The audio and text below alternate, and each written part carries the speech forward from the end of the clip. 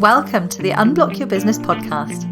I'm Abby Rogers, success coach, business coach, and hypnotherapist, and I help high achievers and business leaders to take control of their minds to achieve incredible success, smash those income goals, and above all, create a life of abundance, well-being, and happiness. Join me as we slay imposter syndrome, level up your mindset, and get you feeling like you can achieve anything you want in your life or business. Because, you really can when you get your mind in the right place. Let's dive in and look at how you can show up bigger, better, and more uniquely aligned in life and business today. Hey there, it's episode 55 today of Unblock Your Business. And last week I talked about one of the key areas to focus on to build your millionaire mindset, which is to look after your physical health and learning to feel confident and awesome about your body. Whether that is just through leaning into acceptance around yourself, if that genuinely feels like the right way for you to go, or whether that involves making some changes to your lifestyle and how you're looking after yourself physically so that you can feel more confident and feel that you are showing up, giving everything in your life 100%. So today I'm joined by the wonderful Greg Fearon as we explode the myths and rumours around weight loss and look at why change doesn't need to be hard, even when it does feel impossible. And we share plenty of tips and insights to help you shift your mindset and to develop true body confidence. And I think this is really worth a listen, even if you are not in the least bit interested in making any changes physically, because I think it's just got some great mindset advice in there for every aspect of life and some things that might surprise you. So take a listen. And if you have anything that you want to share on this, I would love, as always, for you to get in touch via the email address. You can find the show notes for today's episode at www.unblockyourbusiness.com/podcast. Sit back and enjoy. So today we are joined by lovely Greg Fearon, who I've been kind of watching on LinkedIn for a while and really love his content.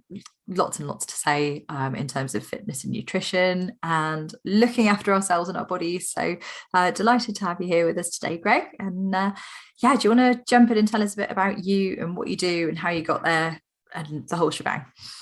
Cool. Thank you for having me. So, oh Lord. My name is Greg Fearon. I have a business called Greg Fearon Coaching. And basically, I help generally perimenopausal and menopausal women get in shape, lose weight, and get their body confidence back. And I do that through nutrition, exercise, but also working on the mindset, because the problem I see is that everyone talks about exercise and diet. Everyone's talking about diet and exercise. Yeah. If you don't have the mind dialed in, ain't going to work. Yeah. 100%. So I think it's all so geared towards the physical side of it, isn't it? And there's just not enough focus on the mindset side of it, but that's the real kind of linchpin. That's the thing that holds everything together and makes it actually work, because without that, it just falls apart, doesn't it? You just fall off the wagon. Every time. So how did I get here? When I was younger, a lot younger, oh my Lord, I did a sports science degree. I did A-level PE, and I was always into sport, and and then I kind of transitioned into kind of the corporate world. So I started working in management, which was great because it helped me learn about people and business. Mm-hmm. That was great. And I used to do my fitness and stuff on the side. And then I ended up in the NHS. So as part of my journey, I actually used to run gynecology and maternity. Wow. At a big London hospital. So I got to spend a lot of my time with kind of world-class gynecologists and endocrinologists, so I can understand more about the ladies I help. But also, I guess my big reason for making the shift this way was because I've seen my mum and my sister struggle with weight for so long. And the amount of, frankly, BS that comes out for women about, trying to stay healthy, etc. I wanted to help women get unconfused by it all. So Yeah. yeah, that's why I'm Yeah. here. Wonderful. And it's such a fascinating subject as well, isn't it? And there's so much misinformation out there as well. I'm sure you just spend your days like fighting off all the rumors and all the BS. I normally help them. I just help people when they've tried all the crap. I just go, just come and talk to me and I'll sort you out. So yeah. Now you need the real solution. Let's get you sorted. let's get you sorted. Exactly that. Absolutely.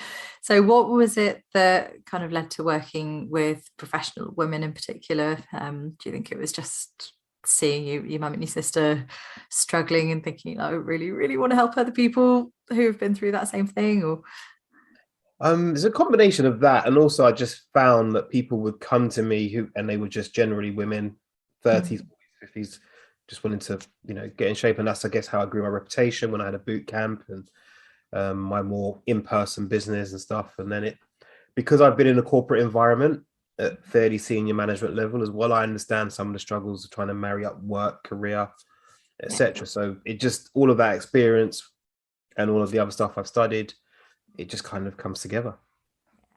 I'm really excited to talk to you today because it's always been a real struggle for me as well. And I think a lot of women are probably in the same boat. So many years of thinking, well, I'm doing what I'm supposed to be doing. I'm eating all the right things. I'm following a healthy diet. I'm trying to exercise. And it's just going all the wrong direction. It doesn't feel good. And I think we can, certainly we should be embracing our bodies and feeling really positive about our bodies, but also when you're really caring for your body in the right way and you know that you're feeling good, it just helps the whole kind of confidence thing all around, doesn't it? So it's such a big picture thing. I guess it's a little bit like business, right? Because one of the things I've learned is that how you do one thing is how you do everything. Yeah. So if you don't look after your health, Mm. then your business will suffer at some point too, right? And vice versa, and your relationships suffer, and just everything suffers. So I think that's one of the key things, is that I think we kind of move our health and fitness and whatever to the back burner Yeah. because we're told that all this other stuff is really important. Mm-hmm. You have to show up and be a great person and look after everybody else. Yeah. While you're crumbling in the corner, going, why can't I get in shape? Healthy? Why don't I have energy? Why can't I fit into my favorite clothes anymore? Yeah. And what we tend to do is we often neglect the basics of our health in search of shinier object things. Yeah. The business. Oh, look at that lead magnet. Oh, $27. I'll buy that. Yeah. And often it's going back to the basics and looking after those first, and then you can do all the advanced stuff. Yeah.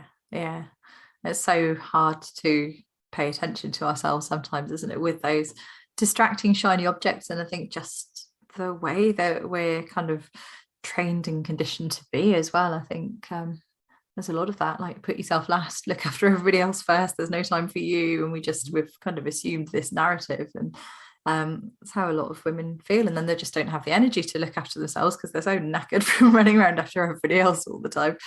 And it feels like this massive mountain to climb. It feels like a real struggle to start thinking about how you can make tweaks and changes. But I guess very often, or what I've found in my own life, is very often it's the small things, the little tweaks and the little changes that make the difference. Do you find that with your clients? Definitely. When people come to work with me, we go right back to basics. I strip it right back. And it would be like something very simple, like this week, I just want you to eat protein at every meal. Can you do that? Yeah. And almost a bit suspicious because they're like, what's going on? What's the trick? Easy. Like, oh, that's it. Just work on that.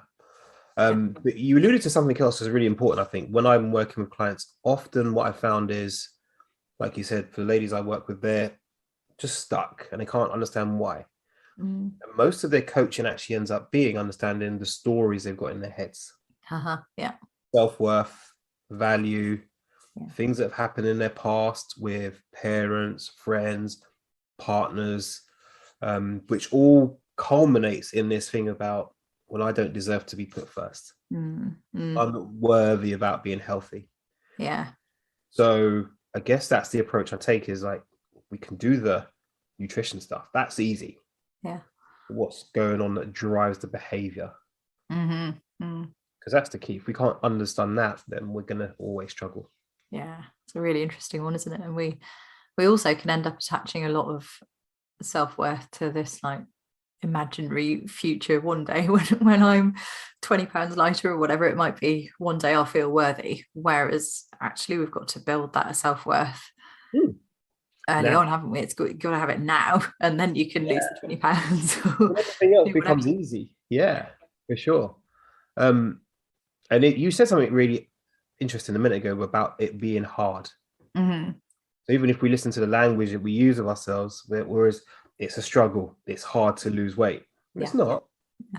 Yeah. The body will take care of itself once you take care of yourself. So I think even our language around how our business works, how our work career works, we attach these things of hardness, and all they are is stories. Mm-hmm. Mm-hmm. They are real. Like, can I share something? Yeah, far away. Cool. All right. So one of my favorite things to do with clients is I call it stories and facts. Mm-hmm. So often it will be, it's hard to lose weight. I can't lose weight. Mm-hmm. But that's a psychological story we've just built up for years and years and years. It's really hard. And the environment doesn't help, right? Because all you see is you've got to work really hard in the gym and you've got to do all these crazy things to get in shape, right? Nutrition is hard. You've got to do insanity, right? Which by its very name is just crazy. Why would you do that? So I'll ask the question and say, well, is it hard to lose weight? And have you ever lost weight before? And you'll say, well, yeah, I have. Mm-hmm. Like, correct, great. So now we have a fact rather than a story. Because if you went to the judge and said, Judge, I can't lose weight, as an example, the judge would say, well, where's your evidence of that? Yeah. So I want evidence of why it's been hard to lose weight. Now you're like, oh, actually, I can lose weight. Maybe I didn't use the right methods in the first place, but now I know I can lose weight. So let's hold on to that rather than let's hold on to the story of I can't lose weight. Yeah. So just something to share. Hey, I'm sure that will work. It applies in business. It applies in the work you do. Yeah. I can't make sales. Have you sold something before? Yes. So you can make sales. Yeah. Absolutely. Yeah, we're very good at telling ourselves the limiting stories, aren't we? The things that really, really hold us back. But just you were talking about how we've got this kind of societal narrative almost of it's really hard, it's really difficult. And we call it a battle with our bodies, don't we? We say it's a battle to lose weight. And there's everything you see in the newspapers and magazines. It's like menopause or weight gain, and it's there's almost this acceptance that that's the way it's got to be. I guess we can call BS on that. Well, I'll ask the question: where's the fact and where's the story? Yeah. So, are there people around the world, women who are perimenopausal, been through menopause, who are in, great health, great fitness? Yeah. The answer is yes. Yep. The issue is deciding that we know there's a set of circumstances that come with the menopausal situation, right? We know that hormones are going to play up. There's going to be some crazy things happening. Yep. It's a decision, right? It's a decision that says, do you know what? I'm actually going to do something about it, or I'm just going to sit and wallow. Yeah. It's choice. And I guess it can feel harder when you've got, hot flushes or the joints seem to start aching out of nowhere. I get that. But then the question I'd ask is, right, what can we do? Yeah, always options. Always options. Always options. So what else do you see women typically struggling with who come to you in terms of mindset and health? And how would you say that tends to impact on their work or their business? How does it play out? I think the big one is I am my business, right? So I'm going to all of my energy into my career, my business, but I'm going to also break myself in the process. Yeah. Business, which actually doesn't make sense. No. It doesn't make sense. Like, you're building a business to have freedom, right? Not to trap yourself in. So instead of taking responsibility and looking after me, I'm going to just plow every bit of energy into that, and maybe my family afterwards, and that happens because I have to fulfill this role of being everything to everybody. Mm-hmm. Again, which is not true. This is why you then take on staff, a VA, etc., to help you not do everything. Mm-hmm. But I think this is where it comes in, because often, and I've seen my mum the same, she did everything in the house. Well, actually, that's a lie. She made us do a certain amount of chores, but she was always on the go. Yeah. She didn't stop. So I guess for our generation, we've seen our parents just always on the go, always doing something. And nowadays it doesn't have to be like that. We know this. Mm. But it's almost like, well, I'm not a good woman if I'm not helping everybody and trying to do everything in my business. Mm-hmm. Mm-hmm. Yeah. Which then leads you to resent your business because you're sitting there going, I'm doing everything. I'm tired. I don't see the family. I can't go for a walk. I can't eat properly. Yeah. I feel like crap. Tomorrow you go and repeat the same thing. Doesn't make sense. Yeah. So I think then what happens is you don't set things like boundaries. So you end up in meetings that you don't want to, start working with clients you don't want to, because how we do one thing is everything. You then end up eating food that you don't want to. Yeah. You end up doing no exercise that you don't want to. Yeah. You haven't set clear boundaries about what it is you really want. Mm-hmm. And being okay with, yeah, actually, I can have that. I can have health and I can feel awesome. Yeah. And have a great business. But if you're leaning on the story of I have to stay late all the time, I've got to do this last thing, I've got to be seen as this pillar of my work, that I do everything, because that's another one, isn't it? Oh yeah. If you work in corporate, if your boss comes to you at the last minute while they walk out the door, by the way, and can you do this presentation for tomorrow? Oh yeah, I'll do it because I'm seen as valuable then. Yeah. No. Hell no.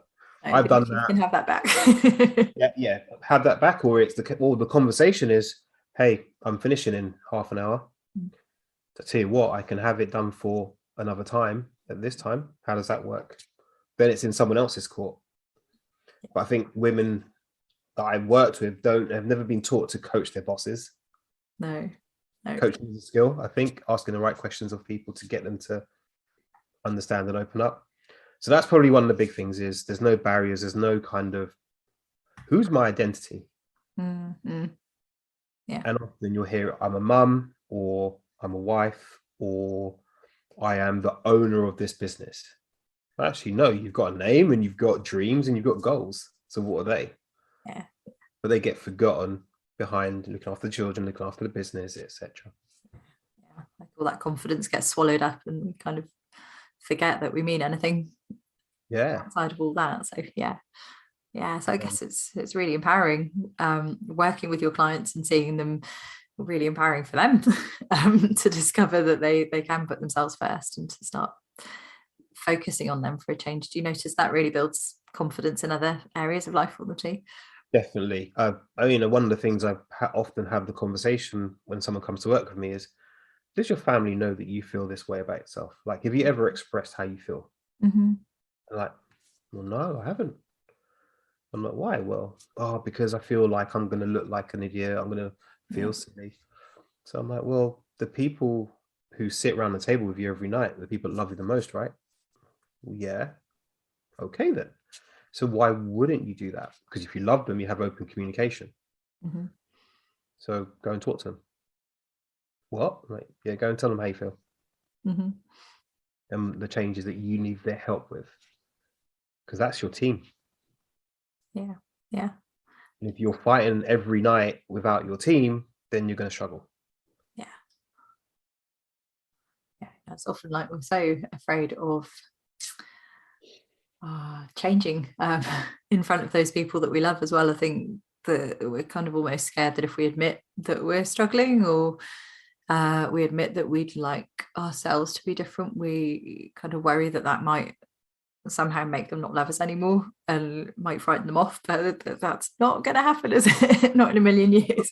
But it's one of the stories we tell ourselves, like, I can't do that. I can't push myself out of this box because what if I lose everything? But that never happens. They're your team, as you say. They're there to support you, and that accountability is so powerful, isn't it? Once you've once you've done that and you've got that hand holding going on. And then because you're, again, it's a story. Oh, I can't do this. Well, have you done it before? No. So how do you know you can't talk to them? Yeah. Oh, yeah, good. Like I'll lean on the stories a lot and really question what's the story and what's the narrative behind all of it. And there's so many different things you find. I get people telling me all sorts of stuff. I'm like, okay, start to unpick it. So yeah, for sure. And often once we start to get past it, I've got a client who's now making more money in their business because we've now really gone through and simplified. So I literally said to her, right, this session, we're going to get your calendar up and we're going to work through everything. You're going to tell me everything that's going in your business now. She was like, I thought it was about nutrition. I'm like, how we do one thing is everything. Now she's got time to exercise. She's doing less work. She's simplifying her systems. She's not feeling stressed. The weight's coming off. The relationship with her partner is better. And she's making more money. Yeah, absolutely. Feeds out into everything else in life, doesn't it? Use the word feed there. But it does. It just starts to spill out everywhere. And when we actually take that step back and start taking time for ourselves as well, we've got so much more energy. We've got so much more to give, and we're able to really get perspective on things too. So yeah, no wonder. And well done you for spotting that it's such a holistic thing, because it's quite rare to find that, I think. I found that actually, I found it is, often people come, they tried every diet, they tried everything, and they don't know why they can't last more than 6 weeks or so. So yeah, whole picture. Yeah, it's not all about counting calories. It's not about counting calories. Hell to the no. Hell no. Cool. So what are some of the kind of common pitfalls or myths that you see, dovetailing nicely in terms of the things that people buy into in terms of their health, or that might actually be harming them in terms of their mental functioning and well-being? What kinds of things do you think really? Oh Lord, where can this could be a long episode. That's the question you don't want to ask. Right, so let's ready. So one is, I'm menopausal, I can't lose weight. And I'm going to make this very, very stark for people listening back to this. There are menopausal women in countries around the world who have no food. They lose weight. They don't die fat. So what is it about in the West, where we have all this food, that means we have things like starvation mode? There's another thing. Oh my God, starvation mode. There's this perception that the body holds on to fat when it doesn't have enough food. That's not even a logical statement. If your body needs a certain amount of energy each day, are you saying that your body's going to hold on to more fat and not meet the energy requirement that you need when there's no food? That doesn't make sense. What's the point in storing the fat then? That's another one. So there's two straight away. Menopause, the menopause means weight gain. The second one would be starvation mode, that your body holds on to fat. It doesn't happen like that actually at all. Let's see. A big one, and you mentioned earlier about tracking calories. This is a really contentious one, because if we make a cake, we weigh out and measure the ingredients. But if it comes to tracking one meal, we're like, oh my God, it's obsessive, and it's complete rubbish. Now I know there's going to be certain people who maybe have eating disorders and may be triggered by that. Totally get that, and you do something very different for that person. But what I think that tracking your calories accurately does, not just putting it into MyFitnessPal, for example, actually going, let me just weigh my pasta. In fact, I'll challenge anyone to say, right, if they love peanut butter, get their scoop out peanut butter as they would, and then weigh how much they scoop. It is not a serving size. Right? It is not a serving. I guarantee you that you'll be like, oh. or pasta. Do pasta raw.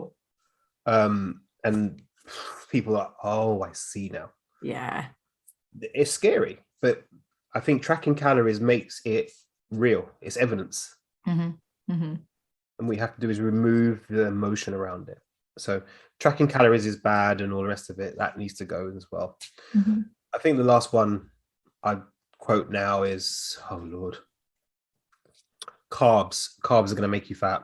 Yeah, that's a big one, isn't Oh Lord. Right. it? A quick, Explode it for us, go on. really, really quick. All right, cool. So carbs are they're not essential for life because you can live without carbs, but then you'd have to live without joy. Like I would miss pasta, rice, potatoes, all that stuff. No more pizza. Oh. Can you imagine? Oh, who wants to do that? What happens is, you hear all these diets that are like, you need to balance your hormones with these diets and stuff. That is a lie. What happens is this. If a diet says to you, you need to cut out all your carbs, typical Western diet is about 70% carbohydrate. You just remove 70% of your energy in food. It's not balancing your hormones. And I'd actually argue that hormones are never balanced. People talk about hormones being balanced. That's a lie. Yeah. Hormones are never balanced. If they were balanced, nothing would work. You'd just be I don't know, you just wouldn't move. Nothing would happen. Yeah. Bodies are surprisingly good at kind of keeping doing what they do, regardless of what you do to them, aren't they? Exactly. And hormones have to interact with each other, right? Yeah. Kind of ebb and flow. So one does one act, one does the opposite of that act. It's a bit like muscles. One muscle does one movement, the other muscle does the return movement. But what happens is people associate carbs often with foods that contain a lot of fat. So what was the first thing you said? When I said carbs, you said pizza. Pizza. Right. Pizza is probably 50% fat. So fats get away with it. Fats go and hide in the corner as carbs. Chocolate is 50% fat. Yeah. Ice cream is mainly fats. So when we think about carbs, it's not necessarily just the carbs, it's the fats that come with it. It's the combination that makes it tasty. You then eat lots of it. Very simple. It didn't balance your hormones. You just ate 2,000 calories worth of pizza 3 times a week and it blew your calories for the week. That's all that happened. But I think we need to learn to appreciate we can have all the foods we love, but restriction isn't a bad thing. Let me explain. If your child ran into the road, you would restrict them by pulling them back. Yeah. So what I'm saying is you can have chocolate. You can eat pizza if you want to. I'm never going to ban any food unless it makes you ill or you hate it. Never going to ban any food. Or if it's a gateway food, sometimes I pull them out of someone's diet because, like me, it's wine gums. If I know wine gums in the house, that's it. It's all over. Don't do it. Okay. But you can have all those things. You just can't have as much as you used to. And once you start building the awareness of how you do it, because we mindlessly eat, we have food amnesia. It's a classic one. I remember once going to a client's house. She said, "I'll come over for lunch." I said, "Oh, great, awesome." He said, "Yeah, I'm just tracking my calories and I'm not losing weight, Greg." I was like, "Okay, cool." I said, "Do what you got to do. I'm going to sit here and I watched her." And in the space of an hour, we'd had the lunch and we were talking about stuff and training and stuff. And then all of a sudden, there's a couple of biscuits here. There's a slice of bread, a little bit of cheese. When she went to get me a drink, I was like, cool. I'm going to start reality. That was an extra 500 calories or so. You just eat and I'm just guessing watching. She's like, "Oh, shit, I didn't even realize I was doing it." The problem is what we do then is we restrict everything too much. Yeah. So we go, right, that's it. No more carbs. I'm just going to eat vegetables and chicken. Sorry for the vegans, fake chicken, whatever. And then we're going to just take every enjoyable food out of our lives. So then we go to like this many calories. We get really hungry. Your hormones, so ghrelin, for example, says, "Wait, go and get some food." You can't sleep. You've got no energy. Your body's going to push you to eat. So then you go the complete opposite. Eat everything, stuff it. I've given up. I can't do this. And that's where this cycle comes in. Yeah. So yeah, there we go. I just wanted to pick up on that last point about not restricting anything, because I think that's so important. And I think that's probably why I started following you on LinkedIn in the first place. It's like, here's somebody who's talking sense. Yes. Because the minute you say to your brain, deny, you can't have that, you just want it all the more. That's the thing that you crave the most. Our brains hate loss, they hate denial, they hate being restricted from anything. So it's just like a big flashing red light saying, eat me. As soon as you say, "I'm not eating any chocolate." And willpower will get you a certain amount, of the way, but then a little bit of time and a bit of stress kicks in, and all of a sudden you're sat there, you've had a glass of wine and it's been a difficult day at work, and you just, willpower's got no chance at that point. So like you say, so much better just to allow everything, but moderate it and be careful about I'm gonna knock that one out of the park as well. Go on. Word moderation is an awful word. Sorry. Absolutely awful word. And I think the only reason I say this is because I think everyone uses it because it's a nice way to say you just eat a bit of everything. Yeah. I can't moderate wine gums. It doesn't work. No. It doesn't work. So therefore, I would never say moderate wine gums. I'll say maybe I need a handful or 75 grams of it, and I'll start to practice eating that. So I think moderation we have to be very careful with moderation, because everyone's moderation is different. Yeah. Like some people, moderation is a bottle of wine after a stressful day. That's moderation. Maybe not the best. I don't know. But I think, if people looked at their nutrition over a week, the problem is we look at snapshots. So often I'll get, Greg, it's the chocolate. That's why I'm not losing weight. Yeah. And that's chocolate, 250 calories. Great. Have one every day if you want. In fact, I'd rather say to you, Abby, look, here's how your nutrition plan is going to work. We're going to start with chocolate in mind. What? Yeah. Well, we put the chocolate in for the week and then build the rest of your nutrition around it. Yeah. Now, what? You're more likely to stick to that, aren't you? Actually, and it takes away the guilt as well, doesn't it? And guilt's such, again, a driver of stress, and stress just makes us want to eat more. So bang. Exactly. Love it. Best approach. Wonderful stuff. Great. So if you could give our listeners like any bit of advice right now, what might that be? Just put you on the spot completely. Okay. Follow me on LinkedIn or Facebook, wherever you find me. There you go. That's number one. No, I think maybe we need to look at things from a place of what we actually want rather than what we're going to lose. Is that, like you said, you mentioned it, the phraseology of I want to lose weight. Yeah. And sometimes I hate using the word lose weight, but it's a term people understand. People connect. Yeah. Yeah. But what do you want? What do you want as a business? And then build everything that works towards it, because you're more likely to move faster going forward than always looking over your shoulder. So I think that'd be one thing. Number two, like, don't be afraid to journal. I think journaling and writing down how you feel is massive. That's a big one for me, from my clients. Number three, I'd say, ladies, start getting strong, like lifting some heavy stuff. Will show up again in so many other areas of your life. Another one, sleep. Ladies, sleep is so important. Like, I could do a whole episode on sleep. I can do a whole thing on sleep. Maybe I need to do a podcast on it. But sleep is just massive for everybody. And Netflix is always going to be there. You're not missing anything. So everything's recorded on TV nowadays. Go to bed. You will feel awesome the next day, and you will eat better the next day. Yeah. Everything will be better the next day so much. Yeah, everything the next day is touched. Get support, get help, and like, actually invest in your health. Like, this is a really big one. I think we work hard. We've got businesses we're trying to run, but we won't invest in the one thing that keeps the whole thing going. Like, I'll see people go and sort the car out and then get some health coaching. Oh no, I can't afford it. It's too much. Yeah. But they can't bring that energy to work and wonder why they can't concentrate, why they're not making money in their business, because they're not in a good state themselves. It doesn't make sense. No. that comes back to the story of, am I important enough? So I think once you start to really wrap your head around how important you are to your business, your relationships, your health, your friends, your family, your loved ones, then that will open far more many gates than the best nutrition plan. Once you get that and start thinking about that, everything else starts to fall in place a little bit better. Yeah. Just like reps in the gym, you have to keep repeating it.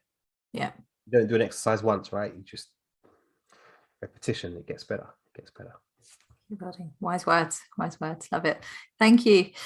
Last question. I just ask everybody who comes on my podcast this one, so bit of a random left field one. What would you do differently if you could do your business all again from the word go? What would be different for you? There's probably about 3 or 4 things. There's always loads. There's a couple. I think I would have invested in getting coaching support much earlier. Yeah. Yeah, that was just liberating. It was scary to pay that money, but you know what? Best thing I did ever. Number 2, really try and work and look at your niche. Number 3, understand that your business is a part of you. It's not another thing. It's part of you. So if you're not functioning right, your business ain't going to function right. Yeah. And I've spent many a year, even in myself, just trying to push hard in my business, but weren't pushing hard to look after myself, and the business suffered. I suffered. Does that make sense? So now my business set up so that, you know, it works for me, not for the business. And the same for you should be for your nutrition. You know, don't try and squeeze yourself into a meal plan. The meal plan should squeeze itself into your life. Then you get results. Yeah. Awesome. Thank you so much. Loads of insights there. I think that's going to be really, really fascinating for our listeners. And where can people find you if they want to find out any more? You said LinkedIn. Yeah, so I'm on LinkedIn, Greg Fearon. On Facebook, Greg Fearon. I'm on TikTok now. Don't worry, you won't catch me dancing, I promise. Oh, go on. I do some videos on TikTok, so Greg Fearon there as well. So yeah, come say hello. And I have a podcast, which is the Greg Fearon podcast. So wonderful. I'll have to get you on at some point. Yeah, I'd love that. I would really love to come and talk about anything. We could do that sleep thing. That'd be great. That's one of my pet subjects as well. So. Do it. Let's do it. Thank you for having me. Thank you so much. It's been wonderful. Cheers. Thank you. Bye. So I hope that was interesting, and I hope you really enjoyed today's episode. If you'd like to get in touch, the email address again can be found via the show notes for today at www.unblockyourbusiness.com/podcast, and you can find details for how to get in touch with Greg there as well. So really hope you've enjoyed that. Have a wonderful week, and I will be back very soon as always. Take care. Thanks for listening. I really hope you've enjoyed today's episode. If you have, it would be incredible if you could pop a review on iTunes, Google, or your favourite podcast platform. Don't forget to subscribe for more incredible mindset and strategic updates every single week. And I would love you to head over to www.unblockyourbusiness.com, where you can pick up free resources for imposter syndrome, money mindset, and so much more, and join my incredible email community, the A-List. See you there.